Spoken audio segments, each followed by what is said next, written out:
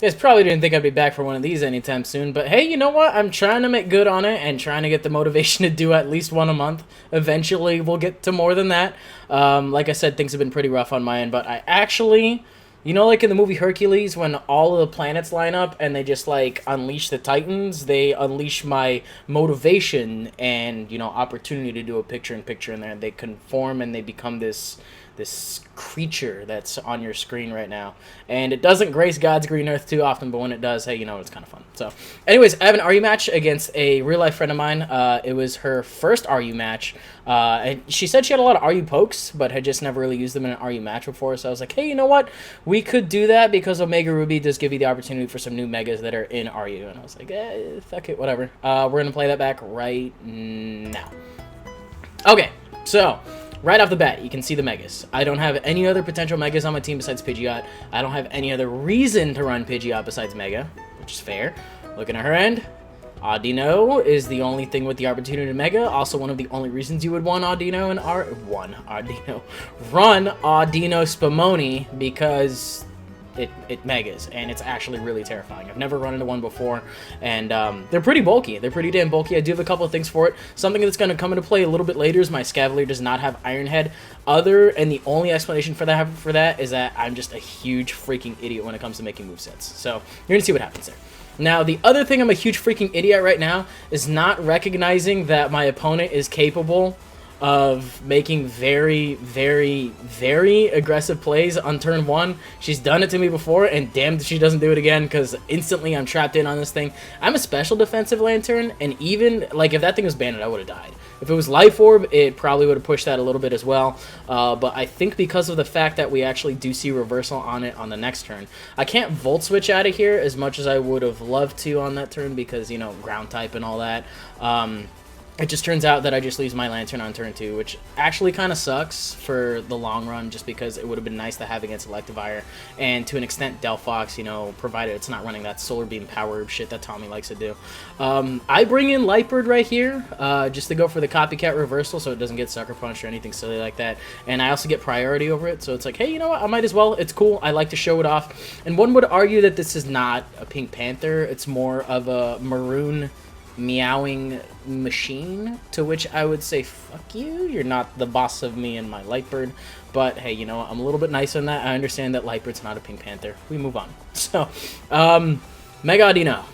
I'm not a fan of this thing, but my Escavalier is an Assault Vest one. I decided to bring it super last minute, and boy howdy am I glad I did, because look at how much Dazzling Gleam does. It does like nothing. I will buy like 20 of these things now, as long as there's no fire type users on the team like there actually happens to be with Delphox. So I get a crit on the Poison Jab, and then it turns out it's actually a Citrus Berry Delphox, which means that if it's running Magician, the next thing that switches in, it steals its item. So thinking about it, I was like, I don't really have anything I want to switch in just for the sake of giving it an item. I want something to switch in because it's going to live, so I would much rather just switch in my Cresselia. It doesn't necessarily mind that much having its leftovers knocked off, / tricked away, / stolen. As long as it doesn't have a choice item on it, and as long as it's not statused, I think with Moonlight, we'll be just fine. So, Gastrodon's going to come in. I'm actually going to go for the Thunder Wave. That was, in hindsight, a very poor and very risky play, just because, A, she knows what Cresselias do, B, she has Gastrodon, C, she has an Electivire, which definitely could have gotten a little bit out of control,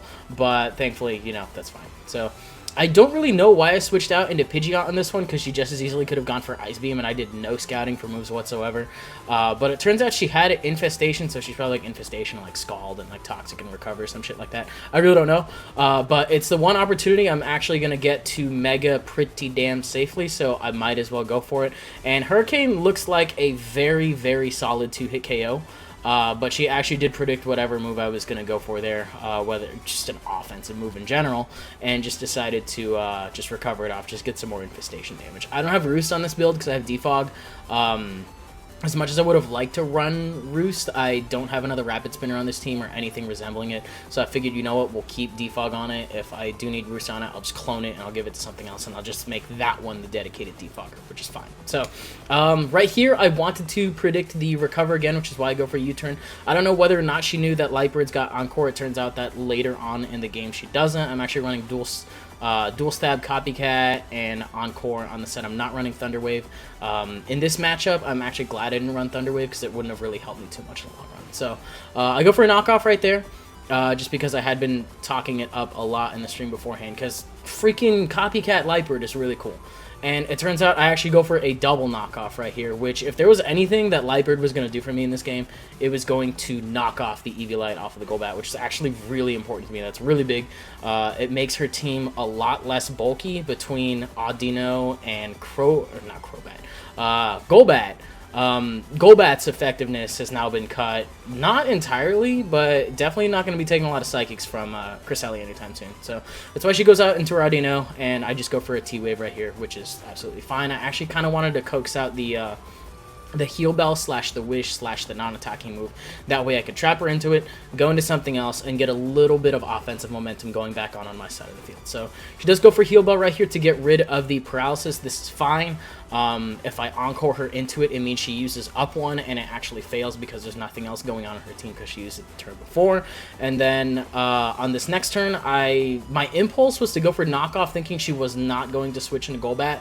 But to be fair, I had not shown foul play or anything like that, so if there was anything she was going to go into, it was admittedly probably going to be Golbat, so going for foul play there would have been pretty safe. I say this right now because 2 foul plays probably would have knocked her out as opposed to a knockoff and a foul play, and, you know, I would have liked for Lightbird to have done a little bit more than just knock that off, leave that at half HP, and maybe buy me a little bit of time against, you know, Audino. But hey, you know what, it's a cool, underrated poke.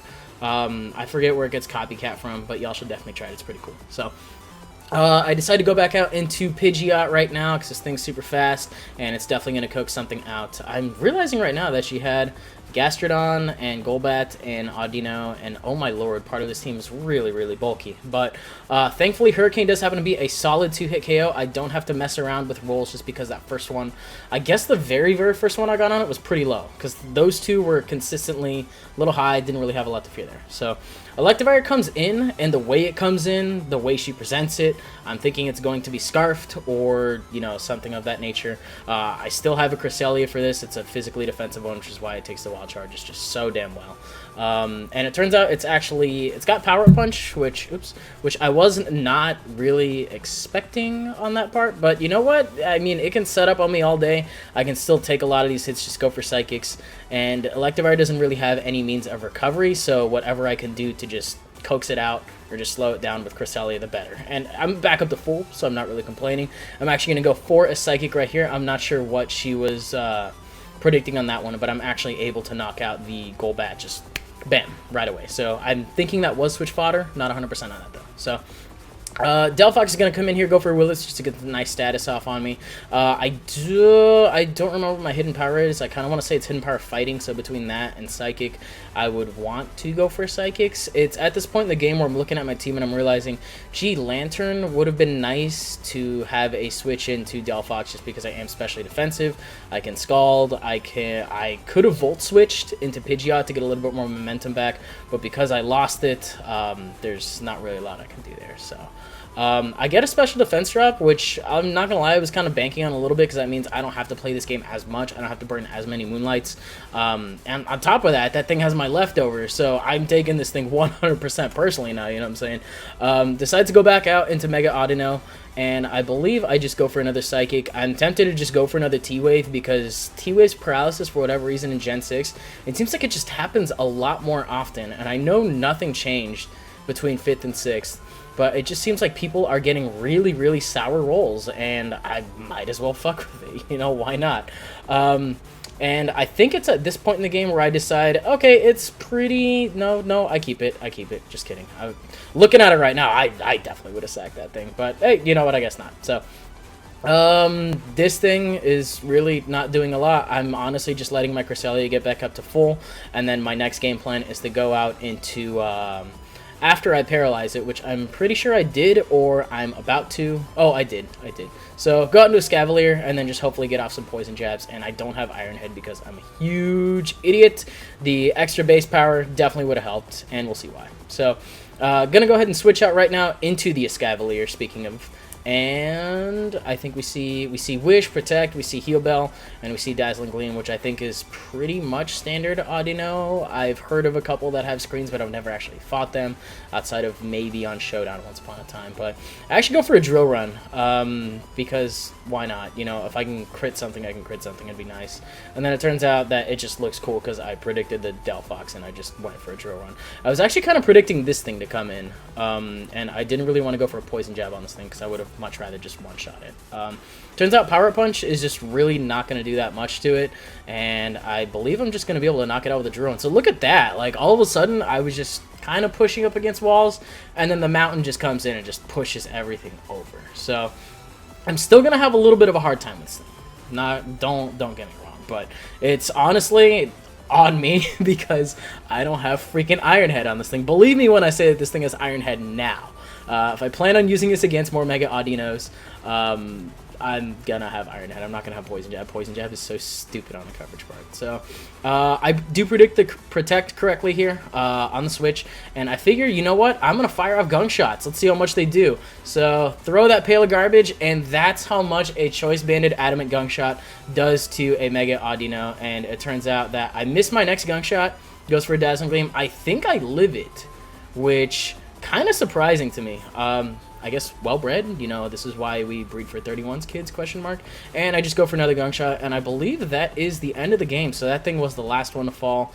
That honestly doesn't surprise me. That thing's a freaking disaster to take out. But hey, you know what? Pangoro kind of came in. I think everybody kind of put in their fair share of weight except for Lantern, because I just threw away my Lantern. That's what I do. Yeah, that was an rematch. The score doesn't really represent the game because I did have a lot of fun. There was a lot of points in there where I definitely did have to think out what I was going to do next. And yeah, we'll definitely be seeing a little bit more like that on my channel. So if you guys enjoyed it, slash this narration style that I do from time to time, I don't do it too often anymore, but I would really like to get back into it. You can definitely leave a like rating, comment, subscribe, do your thing. That'll do it out of me for today, and I will see you guys potentially after Christmas, maybe one upload before that.